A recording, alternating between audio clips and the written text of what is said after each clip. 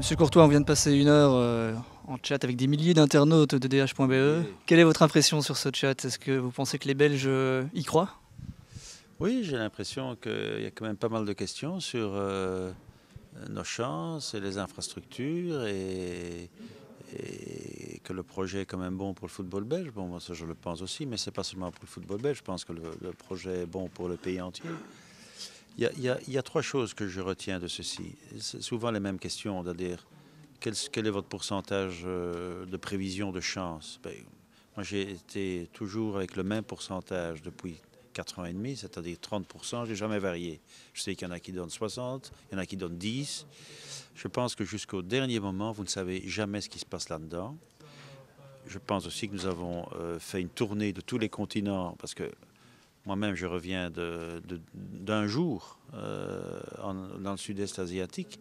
Et au même moment, il y a des gens qui sont avec Gullit, ils sont au Brésil et on a encore une équipe pour l'instant en Argentine. Donc, vous voyez qu'on se déplace partout et j'entends les mêmes commentaires partout, c'est-à-dire que nous avons une candidature qui est sérieuse, qui est un dossier sérieux, qui est une candidature correcte, éthique, et où on a privilégié un thème fort, un grand thème, qui est de dire les Coupes du Monde, c'est permis à tous les pays.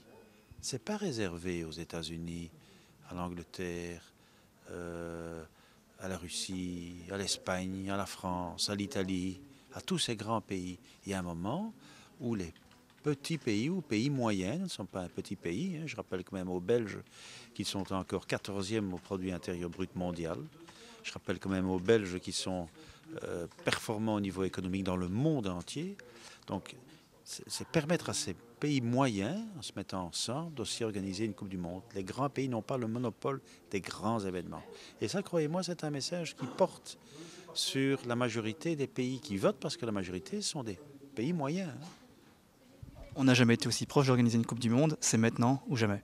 Oui, ça, je pense que j'espère que là, le Belge l'a compris. On n'a jamais été aussi proche d'en organiser une, mais cela, vous ne l'aurez plus jamais. C'est-à-dire, je reste convaincu que dans les 5 ans, on ne vous permettra même plus d'être candidat. Parce que les critères seront tellement compliqués. Et puis parce que les pays émergents vont venir. Le Mexique, la Chine, l'Inde, l'Indonésie et tous les pays de l'Est. Et ces gens-là vont vous dire, à juste titre, c'est notre tour.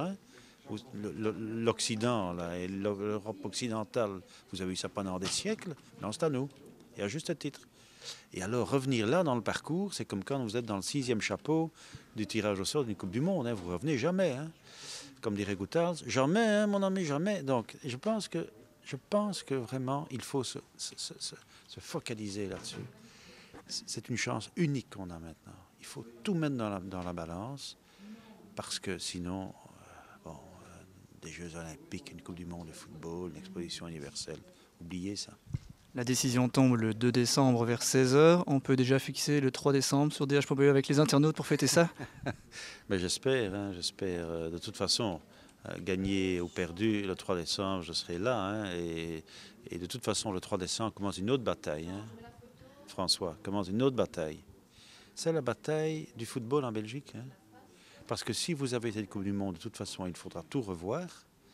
Et si on ne l'a pas, il faudra certainement tout revoir. Donc là, j'engage vraiment tout le monde à bien réfléchir maintenant qu'il faudrait être prêt, très vite prêt, après le 3, pour aller dans un sens ou dans un autre. On croise les doigts, monsieur Courtois. Merci, moi aussi.